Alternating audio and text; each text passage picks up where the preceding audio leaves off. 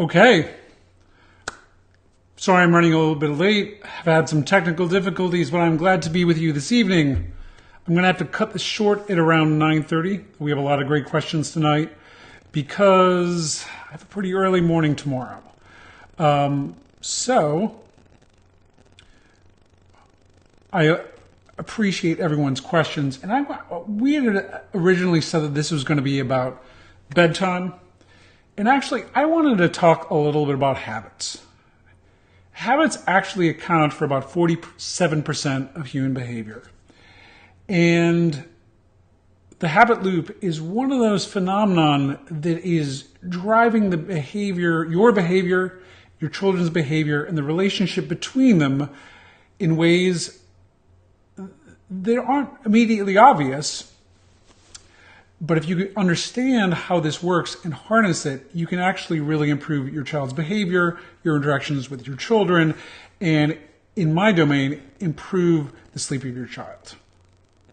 So, I actually just wanted to show you guys a little bit. Hey guys, love the thumbs up there. Hold on. Let me just switch the screen here. I'm going to talk a little bit about the habit loop. I don't know if any of you guys have read The Power of Habit by Charles Duhigg. So I'm getting a spinning beach ball here. Today's been a day where nothing has really been working well for me. Here we go. So let's talk about the habit loop. And there are really three parts to it. And the first is the cue. So let's say if you're struggling with your child's bedtime, you start your child's bedtime routine. And we know getting the bedtime routine is so critical for good sleep because it is the cue for everything that follows for the rest of the night. Perhaps your child likes to put up a fight at bedtime. So the cue triggers your child's behavior. So if your child starts delaying, say, asking for another drink of water, in my house, it's going very slowly up the stairs. It's seeing my boys will see who can go the slowest up the stairs, which makes me a little bit nuts. Or who can slap each other's butt the most while they're brushing their teeth. And the third part of the habit loop is the consequence. And you have to remember that attention from you is the most powerful reward or incentive for your child's behavior. And here's the tricky thing. We think of rewards as being giving your kid a treat, giving them a hug, etc. But even if you fight with them, anything but ignoring them can reinforce this habit loop. Like if you've ever, have you ever yelled at your kid and had them, some annoying behavior, had them stop and never do it again? No, because the thing is, they just want your attention. Parental attention is really the most powerful incentive for continued behavior. So these loops go round and round. Your child doesn't realize he or she is doing this. You don't realizing it, but these things go round and round. Here's how it gets a little bit more complicated. Your habits interlock with your child's. So let's take another common cue in sleep clinic. Your child has a normal awakening during the night. We all wake up during the night, right? Most of us will roll over, adjust our covers, and go back to sleep and not even remember it the next day. It's just normal sleep biology. However, if your child is used to having you there to fall asleep, she'll cry, right? That's the behavior. But this behavior is a cue for you, right? You hear your kid crying and you know you've got to rush in there because otherwise the crying is going to get worse and you just want to get back to sleep.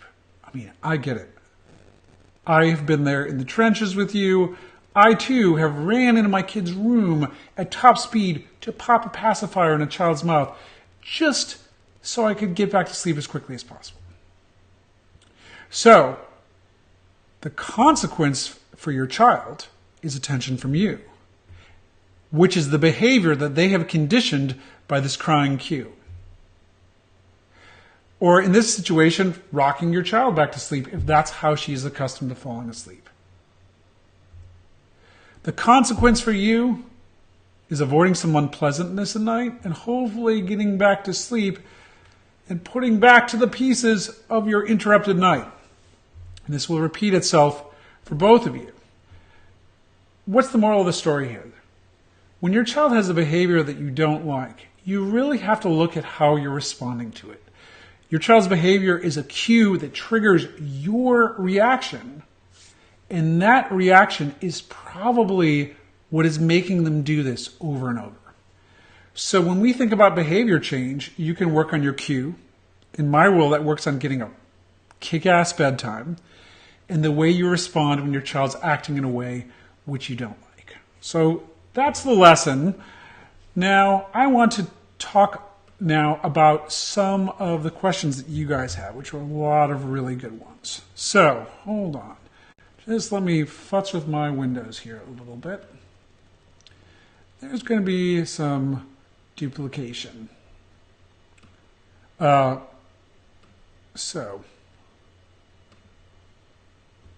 I'm just going to go up from the bottom here. Okay. Natasha writes, bedtime is a nightmare. My 18-month-old tantrums at bedtime and will scream for hours and hit her head against the crib if I leave the room. Tried cry it out and check and console and failed. She also wakes during the night for up to 3 hours. How can I teach her to go to sleep and sleep through the night? Yeah, this is a tough situation because anyone who hasn't or has had in the past an 18-month-old knows they are profoundly stubborn creatures. And you're a little bit betwixt and between. With a baby, honestly, you can put them in their crib and ignore them or not, depending on your parenting philosophy. An 18-month-old, they can really get pretty angry, right? They when they get a head of steam going with these tantrums, and I feel you, my older kid had a black belt in tantrums. One of the things that you need to think about from a tantrum kid is you can work on tantrums during the day, okay? So we tried all sorts of things with my older son's tantrums. We would ignore him, we'd give him timeouts, but we were never consistent. And putting him in timeout was like pouring gasoline on the fire. And the best advice around tantrums, and if your child has a tantrum at bedtime, they're probably having tantrums during the day as well. You need to give them what's called a time in. And what that means is, if your child is absolutely freaking out, and provided they're not in a situation like, say, running into traffic, you need to ignore your child if she's screaming until she starts to calm down. And I'm talking about daytime here. Ignore her until she calms down, even if she calms down just a little bit, and then give her attention, because that attention is really what she craves. 18 months old have a lot of difficulty regulating their emotions. If she starts to freak out again, and my kid would, then you step back. And then you go back again when she starts to calm down. This is called a time in. You want to provide lots of these moments during the day to work on the tantrum before you work on the nighttime behavior.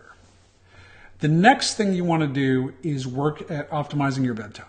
Perhaps your bedtime could be a little bit later. Most kids this age, the optimal bedtime is sometimes between 7:30 and 8:30. I think it's always worthwhile to look at what is the time that your child is falling asleep.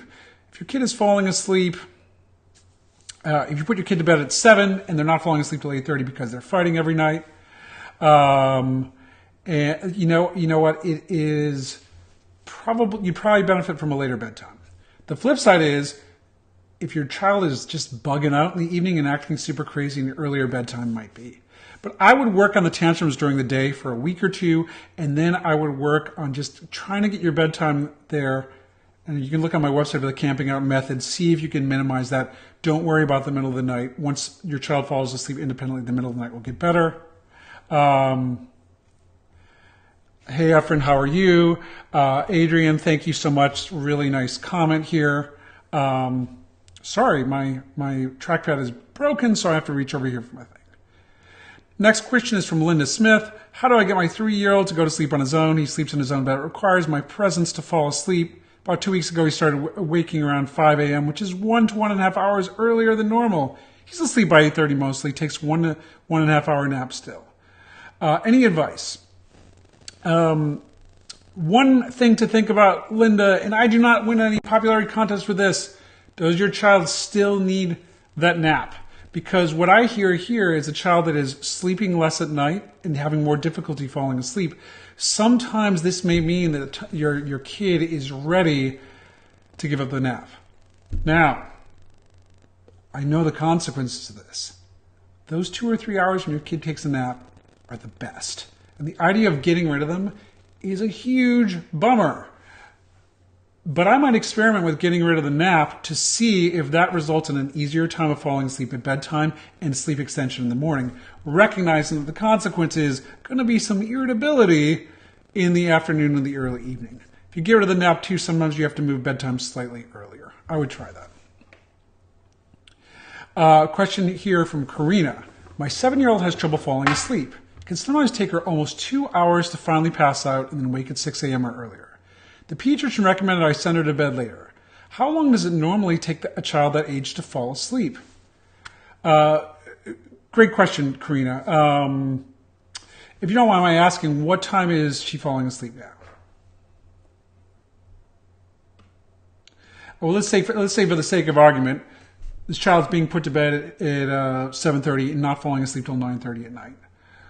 One of the principles we take from the adult sleep world is one called stimulus control, meaning that we want to reduce the amount of time that a child is in bed, or an adult for that matter, if they're having problems falling asleep, so they really have a minimum amount of time before they fall asleep. If your child is waking well rested at 6 in the morning, she's maybe getting enough sleep. So you put her to bed at 7:30, she's awake close to 9. Okay, so there we go. I might start your bedtime routine a little bit closer to 8:15 or 8:30. And the other thing I would mention is I wonder if she's ever complained about any sort of leg discomfort. One of the underdiagnosed problems that we see in sleep clinic is restless leg syndrome. This is a disorder with a funny name, and people imagine kids lying in bed and their legs wiggling. It's usually kids will say that their legs are too hot, that their legs are keeping them awake. When I was a kid, if I had Coca-Cola, I would be up till midnight, and I'd tell my parents I had too much energy in my legs. Because of the 70s, they would say, whatever, don't worry about it, and they go back to drinking vodka tonics and playing pinochle with the neighbors, but I digress. So if she's not having leg discomfort, I try a later bedtime. Now that doesn't mean that she can run riot for an extra hour and a half. This means quiet, playtime, reading a book, coloring, etc., till you start her bedtime sequence. And I would try that. If she's waking up pretty well rested in the morning, she may just need a little bit less sleep than other kids, and that's okay. So hold on. Okay, so everyone wants to know a little bit about the use of melatonin for kids.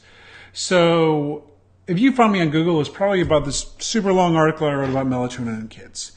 So there's a ton of detail there, but this is a question that comes up a lot because melatonin is available over the counter.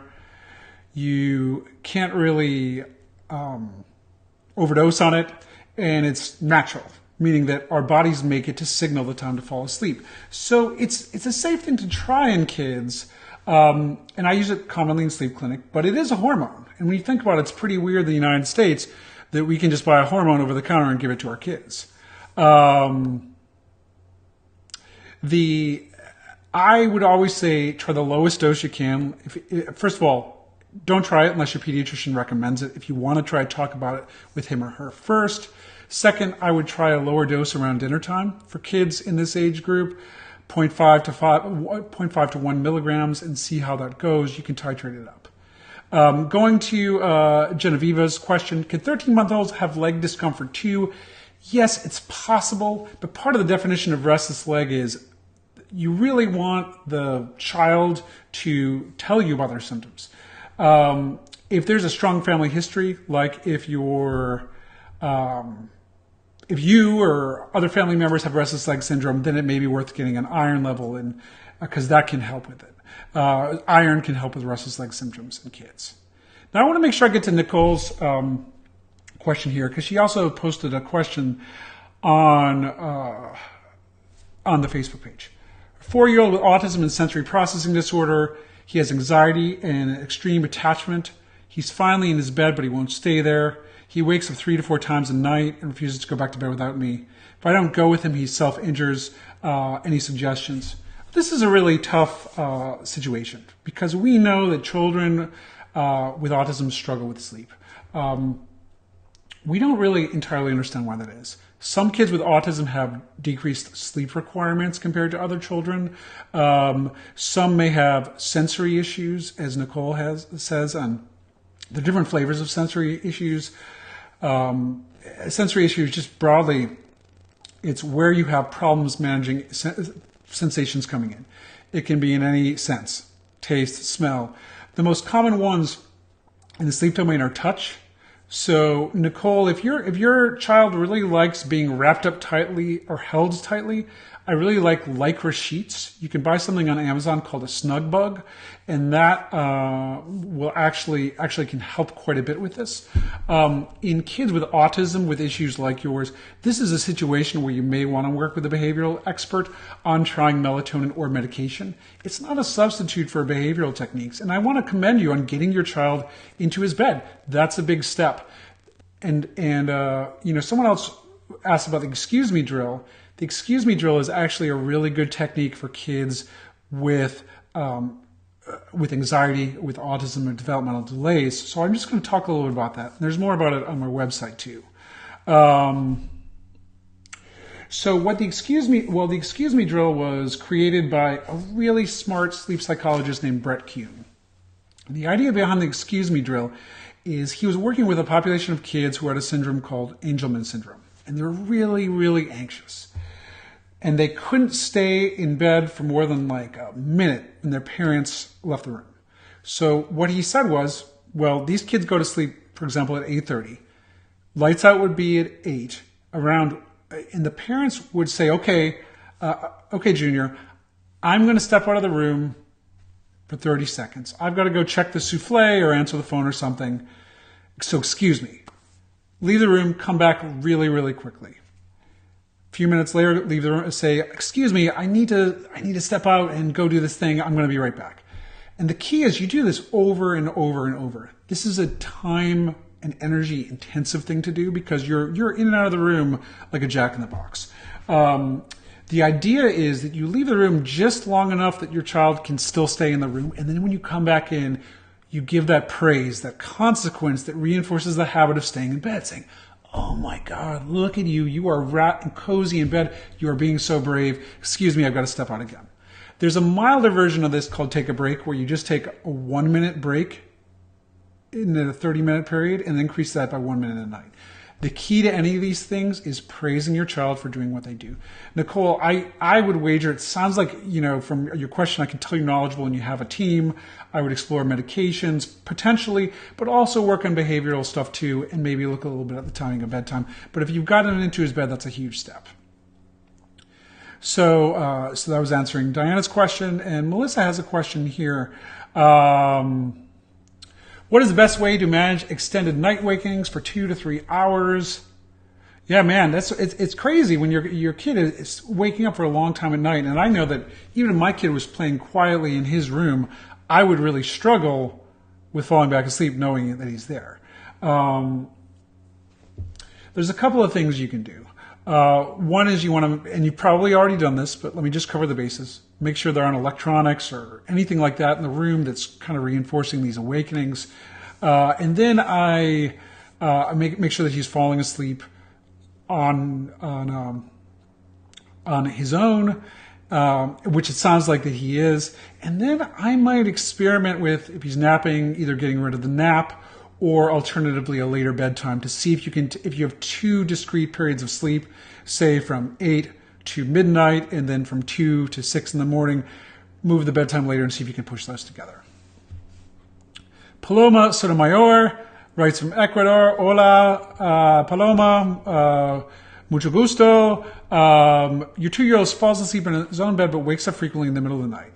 He talks in his sleep, whines and fidgets till he wakes up at midnight or 3 in the morning. He asks to come into bed with us and will not come down till he's in our bed. How do you get him to sleep through the night? Well, one thing I wonder is if he's actually falling asleep on his own. If he isn't, the key intervention is to work on independent sleep. And some of in this age group, some of the gentler methods we talk about on the website, like camping out, the excuse me drill, can be really helpful for this. With the persistent night wakings, if he's restless or snoring, especially if he's snoring, I might have someone take a look at his tonsils. If you have access to a physician with a sleep lab, it can be helpful, though. I know that we take these things for granted in the United States, but in many other countries, sleep testing isn't commonly available. And then with the nighttime awakenings, I think that you have to decide what you're going to do. One suggestion that really doesn't take a lot of bandwidth from parents is to say, you know what? Here is a sleeping bag on our floor. Mommy and daddy need to sleep. So if you come in and lie down here, don't wake us up. You can stay here. But if you wake us up, you got to go back to your room because we really need to sleep. And just try to be very consistent with that. Fabian writes, 22-month-old daughter takes up to an hour to fall asleep and still manages to wake up a few times at night. You're exhausted. Oh, yeah, I bet you are. Tried everything except the cry it out method until 2 nights ago when my husband and I started the cry it out method. It's going well. Well, good for you, Fabian. Obviously, none of us are psyched when our kids are crying for extended periods, but it is effective. Thumbs up from Linda. Linda babysat me when I was a kid. I'm not, and amazingly, she hasn't aged a day. So Fabian, I would say if the cry it out method is, if you're 2 days into it, keep going. You are likely over the hump. So Janice writes, we have 3-year-old boy and girl twins. The daughter's a great sleeper. My son fights it, cries for me, wants his iPad, and wants to nurse. Yes, I still nurse, not by choice, but because my son demands it. He rests when he finally does fall asleep. I struggle with the crying. My husband and I will sit with him, and we are getting through it. How do I get better at sticking to the routine? How do I not feel guilty? Well, Janice, as a parent, I can tell you I don't know how to make you not feel guilty because I feel guilty all the time. I think in terms of the nursing, at the end of the day, if you want to keep nursing, that's totally fine. Or if you don't, that's okay too. But it's probably going to come down to you to stop it. And that might actually help your sleep needs a lot. There's not a lot of good information about how to wean the breast because, I don't know if some weird politics around it or something. I support you whatever decision you do, but I think that if they're sharing a room, it can be tough. I would just work on being really consistent. Consider the timetable that would be appropriate for you to wean the breast, and give yourself a break. You don't have to feel guilty about this all the time. Your kids are going to be fine. Amy King, my 12-month-old falls asleep on her own at 12:30, but 7:30. But night wakings are difficult either with me picking her up or bringing her back to my bed. Is letting her cry it out best? I mean, it kind of depends on what works for you. I cry it out isn't for everybody. I would say that first of all, why is your child waking up at night? Do they snore? Do they have any health issues? If that's not the case, I might just try, deciding what you have the bandwidth to do. Maybe the first awakening of the night, you rub your kid's back and try to get her to sleep without picking her up. You just try to peel back your involvement at night. And then maybe the second awakening, you bring her to bed. I mean, look, we're all tired here, right? You do not have to get this perfect. You need to get to the point where your child is sleeping well and you are sleeping well as well. I just want to empower all you guys that, don't do anything that feels bad to you. Now, I'm just going to go for down here. This question's been awesome, guys. I'm just going to do a few more because I've got to get up before 6 tomorrow. I have a long drive to my Norwalk clinic. If any of you see me there, say hi. Let's see, Brandy. My 2-year-old and 6-year-old both talk in their sleep. Not really worried there. My son has high-functioning autism. My daughter has temporal lobe epilepsy. This morning she woke screaming and yelling. She's just yelling. She calmed down. It was pretty scary. Yeah, it certainly is. And this is the situation where if your child has a disorder like epilepsy, you have to be sure they're having an episode like this, is it a night terror or is it epilepsy? Usually if epilepsy or really stereotyped behaviors mean they're doing the same thing over and over. In any situation like this, I encourage you to videotape the events if you can and bring them to your child's neurologist. So Becky, hey Becky, how are you? 8-month-old daughter, can you help with naps? Takes crap naps, typically no more than 25 minutes in daycare 5 days per week. On weekends we can get longer naps, but we're using unsustainable props. Pacifier lying down with her just because we're desperate to get her to sleep. They rock her to sleep at daycare, and I don't know what to suggest as an alternative. Overnight sleep is still not great. Usually wakes up to cry for 1 to 2 hours before midnight. We nurse her later on. We're doing cry it out for 2 weeks, and I suspect success has been limited by being chronically overtired. She's averaging 12 hours per sleep per day. Thanks. Becky, you're right. The 12 hours of sleep is maybe a little bit on the low side. In a situation like this, I think the key is to start with bedtime and getting her to fall asleep independently. At bedtime, the child care is an ongoing frustration for many families because you just don't have that much control. Although it's interesting your daughter sleeps better with you than she does at the daycare. Look, I can tell you, I'm writing a book right now for all of you guys. Coming out end of the year. Buy it for Christmas for all your friends and family. I'll let you know more about that in the future. But my son's naps were a dumpster fire until he could walk.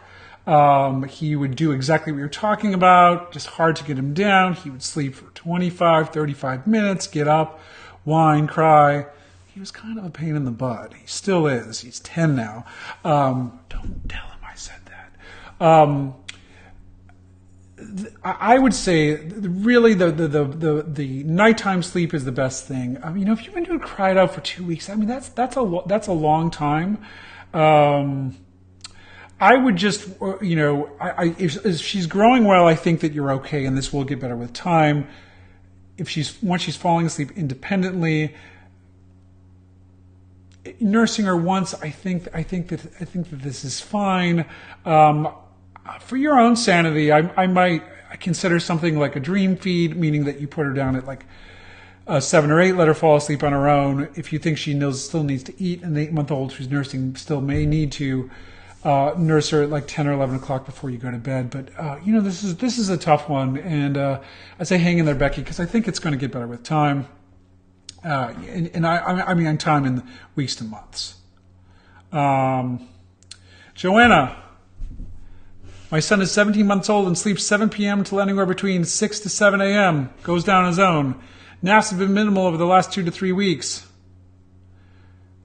Tries to put him down around 11. If he wakes at 6 or 12... let's see. 6 or 12 or 12 when he wakes at 7. Okay, so when he gets up in the morning... Could he be weaning off the single nap this early? Anything we do to get him back to the 2-hour nap? Let me give you the classic pediatric answer here, Joanna. This is what we call a stage, which is fancy pediatrician speak for I don't really know why your son's waking up now. I suspect that this is I think it's a little bit too early for him to give up the nap. I agree, both for his sanity and for your sanity. Importantly, I think that this is going to resolve on its own, and we're never going to know why. He's getting a great night of sleep at night. It's inconvenient what's going on, but I ping me back in a week or two. I would bet this is going to get better. Jennifer writes, my nearly 8-year-old has her follow-up after a sleep study tomorrow. Dr. Winnie is suspicious of PLMD, sleep walks, sleep talks, sleep plays, multiple extended wakings, only getting 7 to 8 hours of sleep. Great idea to get the sleep test. Elaine Park writes, my 17-month-old son goes to sleep at 8, wakes up consistently crying at 5 in the morning. I go in and get him, give him water in a sippy cup, and he usually goes back to sleep in my arms. Should I not go in and have him cry till 6 or 6:30, which is when he would normally wake up? Yeah, the early morning awakenings are really tough because the fact is your child is not that tired if they wake up at 5 in the morning, although they need more sleep. The longer we're awake, the more tired we are. So if you wake up at 5 in the morning and you're raring to go, it's not quite as sleep-inducing. I usually don't recommend just letting your kid cry for hours, but something like the OK to Wake clock or even a night timer can be pretty effective. And what that is you set the clock to light up at, say if he's waking up at 5, set it to 5:15, and that's when you come in the room, point it out to him, say it's time to wake up now. But 17-month-old is tough because it's not like you can really logic them on this problem. I'd also make sure it's really dark in the room and consider something like sound masking, like a sound machine or something like that. Paula writes, my daughter is 8 and gets up in the middle of the night and comes in our room. Every single night this happens. She snores at night. I'm concerned she's not getting enough quality sleep. Is it normal for an 8-year-old? It's hard to wake her up, but other than that, she seems fine throughout the day.